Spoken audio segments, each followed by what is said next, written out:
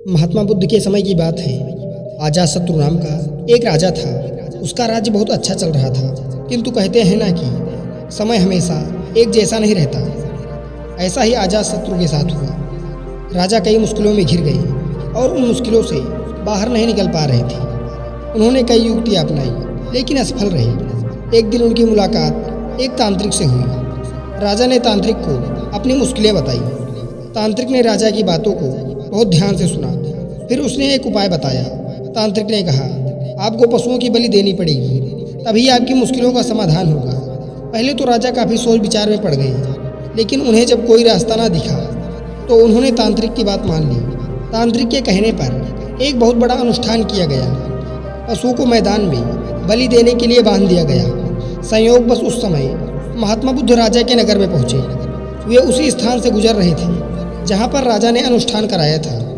महात्मा बुद्ध ने जब देखा कि निर्दोष पशुओं की बलि दी जाने वाली है, तो वे राजा के पास गए और बोले, राजन, आप इन निर्दोष पशुओं को क्यों मारने जा रहे हैं? राजा बोले, महात्मा जी, मैं इन्हें मारने नहीं, अपितु राज्य के कल्याण के लिए इनकी बलि देने जा रहा हूँ, जिससे सारे राज्य का कल्याण होगा। महात्मा बुद्ध बोले, क्या किसी निर्दोष जीव की बलि देने से किसी का भला हो सकता है?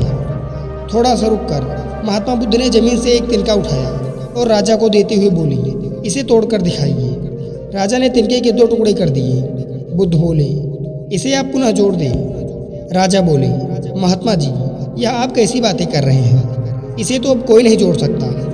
तब बुद्ध राजा को समझाते हुए बोले, राजन, जिस प्रकार इस तिनके को टूट जाने के बाद आप इसे नहीं जोड़ सकते, ठीक उसी प्रकार जब आप इन पशुओं की बलि देंगे तो यह निर्दोष जीव आपके कारण मृत्यु को प्राप्त होंगे और इन्हें आप दोबारा जिंदा नहीं कर सकते, बल्कि इनके मरने के बाद आपको जीव हत्या का दोष लगेगा और जो आपकी मुश्किलें हैं वो कम होने के बजाय और अधिक बढ़ जाएंगी, क्योंकि किसी भी निर्दोष जीव को मारकर कोई भी व्यक्ति खुशी नहीं प्राप्त कर सकता। आपकी समस्या का हल निर्दोष जीवों को मारने से कैसे हो सकता है? आप राजा हैं, आपको सोच विचार कर निर्णय लेना चाहिए। अगर आप सच में अपनी मुश्किलों का हल चाहते हैं तो दिमाग से काम लीजिए। मुश्किलें तो आती जाती रहती हैं, यही जिंदगी का सच है।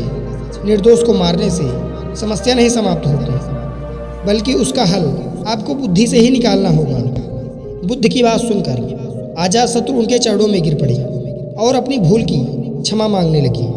अजातशत्रु ने ऐसा ऐलान कर दिया कि अब से उनके राज्य में किसी निर्दोष जीव की हत्या नहीं की जाएगी।